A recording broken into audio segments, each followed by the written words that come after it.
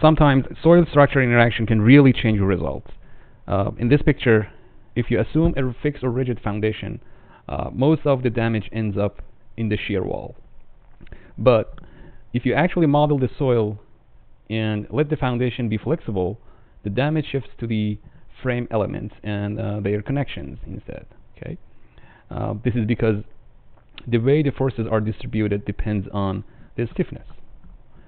Now, the question is, where does soil structure interaction, or SSI, really matter?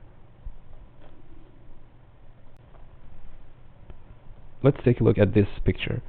This graph basically compares a fixed base structure, solid line, and a flexible base structure, the dashed line.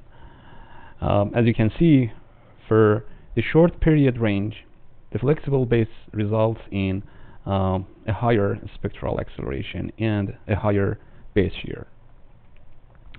This often happens with soft soils or near fault sites.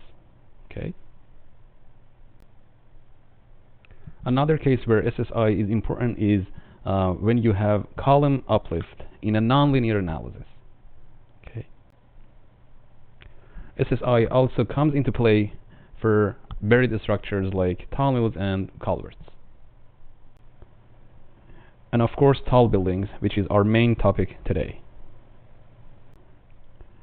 Alright, a rule of thumb from this paper says if Vs times T over H prime less than 20, then soil structure interaction is important. In this equation, Vs is the shear wave velocity, usually comes from your geotech report, but if you don't have that data, you can use the values in ASCE 7.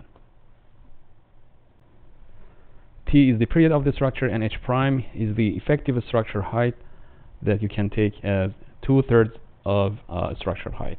Okay. All right. Let's go through an example to see how that rule of thumb works. We've got a 20-story concrete moment frame, and the soil shear wave velocity is 8,500 inches per second, and the typical story height is 12 feet. The question is, do we need to consider soil structure interaction? And here is the quick solution. Okay. We take the shear velocity, shear wave velocity, 8,500 inches per second. That's 700 feet per second. The building height is 20 stories times 12 feet, which gives us 240 feet, and the effective height, or H prime, is about 2/3 of that, so it's 160 feet. Okay. For period, you can either use your ETABS model or an approximate value from ASCE 7. So here from ASCE 7, for concrete moment frames, the period is 2.2 seconds for this structure. Okay. All right. Now we can check the ratio Vs times T over H prime. That gives us 9.6.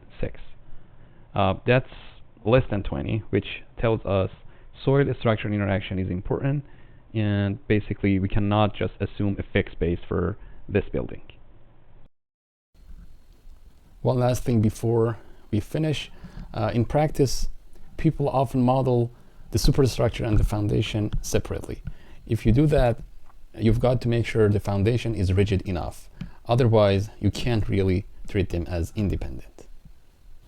And if you're curious about how to check a foundation's rigidity, let me know, and I'll put together a new video on it.